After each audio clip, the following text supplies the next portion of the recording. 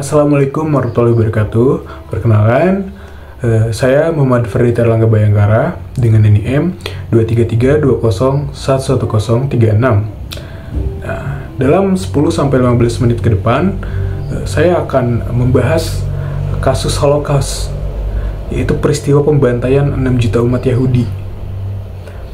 Nah, tujuan daripada saya membahas kasus ini guna memenuhi tugas ujian tengah semester dari mata kuliah Hukum Lingkungan yang diampu oleh Ibu Eriska Ginanita Dwi Putri. Nah, mungkin saya akan langsung saja membahas kasus Holocaust ini. Holocaust adalah penganiayaan dan pembunuhan sistematis yang disponsori negara terhadap 6 juta orang Yahudi di Eropa oleh rezim Nazi Jerman dan serta kolaboratornya. Nah, aksi itu berakhir pada Mei tahun 1945 ketika kekuatan sekutu mengalahkan Nazi Jerman dalam Perang Dunia Kedua.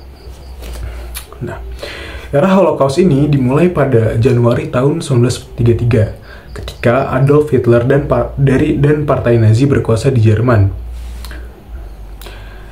Nazi menargetkan orang Yahudi karena Nazi sangat antisemit. Ini berarti bahwa mereka berprasangka buruk dan membenci orang Yahudi. Faktanya, antisemitisme adalah prinsip dasar ideologi mereka dan landasan pandangan dunia mereka. Nazi juga secara keliru menuduh orang Yahudi menyebabkan masalah sosial, ekonomi, politik, dan budaya Jerman. Nah, secara khusus mereka menyalahkan mereka dalam tanda kutip orang-orang Yahudi ini atas kekalahan Jerman dalam Perang Dunia I di tahun 1914 sampai tahun 1918. Beberapa orang Jerman menerima klaim Nazi ini, kemarahan atas kekalahan perang dan krisis ekonomi dan politik yang mengikutinya berkontribusi pada meningkatnya antisemitisme dalam masyarakat Jerman. Ketidakstabilan Jerman di bawah Republik Weimar di tahun 1918 sampai 1933, ketakutan akan komunisme dan guncangan ekonomi akibat depresi besar juga membuat banyak orang Jerman lebih terbuka terhadap gagasan Nazi, termasuk antisemitisme. Nah, di mana sih Holocaust itu terjadi? Nah, Holocaust itu adalah inisiatif Nazi Jerman yang terjadi di seluruh Eropa yang dikuasai Jerman dan blok poros. Nah, itu mempengaruhi hampir semua populasi Yahudi Eropa yang pada tahun 1933 hampir berjumlah 9 juta orang. Nah, Holocaust ini dimulai di Jerman setelah Adolf Hitler ditunjuk sebagai kanselir pada Januari 1933. Segera rezim Nazi Jerman yang menyebut dirinya Reich Ketiga mengecualikan orang Yahudi dari kehidupan ekonomi, politik, sosial, dan budaya Jerman. Ekspansi wilayah sebelum perang dan masa perang akhirnya membawa jutaan orang Yahudi lagi di bawah kendali Jerman. Ekspansi teritorial Nazi Jerman dimulai pada tahun 1938 sampai 1939. Selama waktu ini, Jerman menganeksasi negara tetangga Austria dan Sudetenland serta menduduki tanah Ceko. Nah, pada tanggal 1 September 1939, Nazi Jerman memulai Perang Dunia II, itu di tahun 1939 sampai 1945, dengan menyerang Polandia. Selama dua tahun berikutnya, Jerman menginvasi dan menduduki sebagian besar Eropa termasuk Barat Uni Soviet. Nah, pada tahun 1942, sebagai akibat dari aneksasi, invasi pendudukan, dan aliansi, Nazi Jerman menguasai sebagian besar Eropa dan sebagian Afrika Utara.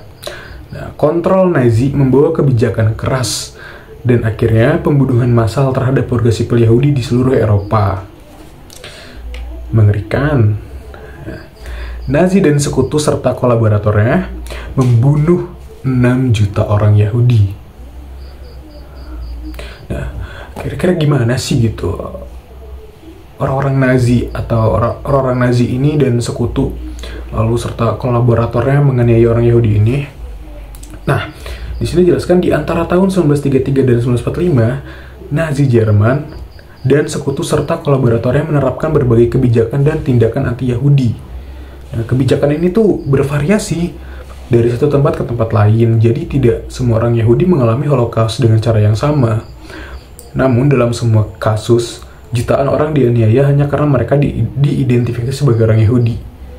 Gila, kayak kita menganggap diri kita orang, bukan, kita terlahir sebagai ini aja sampai digituin. Emang semengerikan ini Holocaust ini. Oke, lanjut. Di seluruh wilayah yang dikuasai dan dikuasai Jerman, penganiayaan terhadap orang Yahudi terjadi dalam berbagai bentuk. Nah, salah satunya contohnya adalah ada diskriminasi hukum. Nah, dalam bentuk hukum antisemit. Ini termasuk propaganda antisemit, kayak boykot bisnis milik Yahudi, terus penghinaan di depan publik. Dan yang kayak bikin anehnya tuh kayak dibikin ke mereka tuh kayak orang-orang Yahudi ini diberi tanda gitu, kayak lencana bintang Yahudi dikenakan sebagai bahan atau pakaian gitu. Nah, lalu juga terjadinya kekerasan terorganisir. Contoh yang paling menonjol adalah Kristallnacht gitu. Ada juga insiden terisolasi dan program lainnya atau kekerasan. Nah, perpindahan fisik, pelaku menggunakan pelaku nih, orang Nazi ini menggunakan emigrasi paksa, pemukiman kembali, pengusiran, deportasi, dan getoisasi untuk menggusur individu dan komunitas Yahudi secara fisik gitu. Jadi kayak orang-orang Yahudi ini dipaksa diusir dari tempat tinggalnya, kemudian dideportasi, dan pokoknya dengan cara paksa. Itu sangat mengerikan. Nah, lalu setelah perpindahan fisik ada yang namanya penawanan. Nah, ternyata orang-orang Yahudi ini mereka nggak dideportasi ke tempat yang lebih atau ke tempat baru atau diusir ke tempat baru, tidak. Ternyata mereka tuh dijadikan sebuah tawanan. Mereka itu ditawan oleh Nazi Jerman gitu. Nah, Nazi menginternir orang Yahudi di ghetto yang penuh sesak, kamp konsentrasi, dan kamp kerja paksa di mana yang banyak meninggal karena kelaparan, penyakit, dan kondisi tidak manusiawi lainnya. Nah, jadi di camp ini yang biasanya disebut ghetto, ini tuh camp di mana orang-orang Yahudi itu disuruh kerja paksa gitu, dan kayak mereka nggak dikasih makan, nggak dikasih fasilitas kesehatan, bahkan untuk dikasih upah gitu kan. Jadi di camp itu benar-benar camp yang mengerikan gitu. Lalu pencurian dan penjarahan yang meluas, seperti kayak penyitaan properti, barang pribadi, dan barang berharga orang Yahudi adalah bagian penting dari Holocaust. Nah, jadi kayak selain disiksa atau diusir dan sebagainya macamnya, Nazi Jerman juga menjarah atau menyita properti, barang-barang pribadi seperti rumah, mungkin kendaraan, dan lain sebagainya yang dimiliki oleh orang-orang yang terindikasi sebagai Yahudi gitu. Nah, lalu pekerja yang dipaksa. Nah, seperti yang tadi saya bilang, di camp ghetto, orang Yahudi ini harus melakukan kerja paksa untuk melayani upaya perang poros atau untuk pengayaan organisasi Nazi, militer, dan atau bisnis swasta gitu. Nah, akibat dari kebijakan ini, banyak sekali orang Yahudi yang mati. Namun, sebelum tahun 1941, pembunuhan massal sistematis terhadap semua orang Yahudi bukanlah kebijakan Nazi. Akan tetapi, di tahun 1941, para pemimpin Nazi memutuskan untuk melaksanakan pembunuhan massal terhadap kaum Yahudi Eropa. Mereka menyebut rencana itu sebagai solusi akhir untuk pertanyaan Yahudi gitu. Nah, pasti kayak heran kan, apa sih solusi akhir untuk pertanyaan Yahudi ini? Jadi, solusi akhir untuk pertanyaan Yahudi ini adalah tahap terakhir dari Holocaust dan berlangsung dari tahun 1941 hingga 1945. Meskipun banyak orang Yahudi yang terbunuh sebelum solusi akhir, sebagian besar korban Yahudi dibunuh selama periode ini. Nah, di sini jelaskan ada dua metode utama pembunuhan yang dilakukan. Itu salah satu caranya adalah penembakan massal. Jadi unit Jerman itu melakukan penembakan massal di pinggiran desa, kota kecil, dan kota besar di seluruh Eropa Timur. Dan metode lain dari penembakan itu adalah dengan gas beracun. Operasi pembunuhan dengan gas beracun dilakukan di kamp-kamp pembantaian dengan mobil gas yang bergerak. Lalu kita akan masuk ke kamp pembantaian. Nah, pada akhir tahun 1941, rezim Nazi mulai membangun pusat pembantaian permanen yang dirancang khusus di Poland atau di Polandia yang diduduki Jerman. Nah, dalam bahasa Inggris, pusat pembantaian Nazi terkadang disebut kamp pemusnahan atau kamp kematian. Nazi Jerman mengoperasikan 5 pusat pembantaian: Chelmno, Belzec, Sobibor, Treblinka, dan Auschwitz-Birkenau.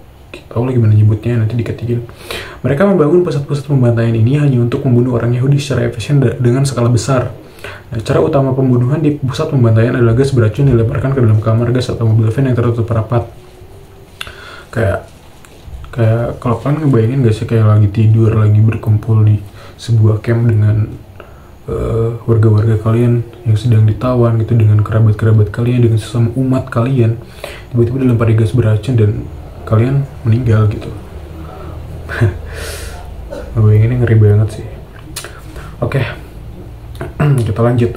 Nah, sebagian besar orang Yahudi itu yang dideportasi ke pusat pembantaian di gas segera setelah kedatangan mereka. Beberapa orang Yahudi yang diyakini pejabat Jerman sehat dan cukup kuat dipilih untuk kerja paksa. Nah, di 5 pusat pembantaian, pejabat Jerman memaksa beberapa tahanan Yahudi untuk membantu proses pembunuhan. Di antara tugas lainnya, para tahanan ini harus memilah-milah barang korban dan mengeluarkan tubuh korban dari kamar gas. Nah, unit khusus membuang jutaan mayat melalui penguburan massal di lubang pembakaran atau dengan membakarnya di krematorium besar yang dirancang khusus. Nah, yang paling mengerikannya tuh kayak dari banyaknya pria atau laki-laki yang dibunuh, tidak sedikit juga wanita dan anak-anak Yahudi itu dibunuh di 5 pusat pembantaian tersebut.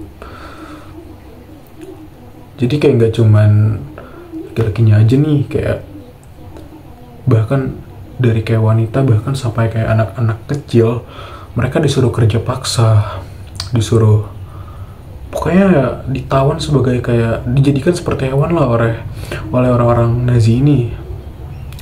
Dan sampai pada akhirnya kayak mereka nggak pernah mendapat kebebasan gitu. Mereka harus mati di tempat itu juga. Sangat mengerikan. Dan setelah saya melakukan riset, dan ternyata kasus ini tuh benar-benar tidak bisa dilupakan. Karena memang kayak ini tuh benar-benar membekas mau dimanapun, entah itu kayak umat manapun, entah itu di umat Kristen atau di umat Buddha, Islam, gitu. Pasti mereka yang tahu sejarah pasti mengingat pembantaian ini, mengingat Holocaust ini gitu. Benar-benar kayak nggak habis pikir aja gitu, kayak Holocaust ini tuh benar-benar wah parah banget gitu. Nah, mungkin kayak hanya sekian kayak kita bahas materi, kita bahas kasus ini, kayak saya yang bahas kasus ini mungkin kayak hanya bisa memaparkan sekian, kayak kurang lebihnya mohon maaf. Nanti kita mungkin bisa sama-sama belajar lagi. Kalau memang ada yang suka kalau memang ada teman-teman yang emang suka tentang bahas sejarah tentang genosida atau segala macamnya, kayak ayo kalian komen aja di kolom komentar gitu, nanti kita bahas lagi, atau mungkin kita bisa ngopi sambil bahas sejarah gitu, kayak mungkin tentang genosida seperti ini atau yang lain macam yang memang belum saya atau teman-teman juga belum ketahui. Mungkin sekian, terima kasih atas perhatiannya. Mohon maaf bila ada salah pelafalan atau ucapan yang tidak sepatutnya diucapkan. Saya juga masih belajar, dan saya harap kita di sini sama-sama belajar, dan saya harap juga kasus yang saya bahas ini menjadi informatif yang bagus untuk kalian yang nonton video ini. Baik, terima kasih. Assalamualaikum warahmatullahi wabarakatuh.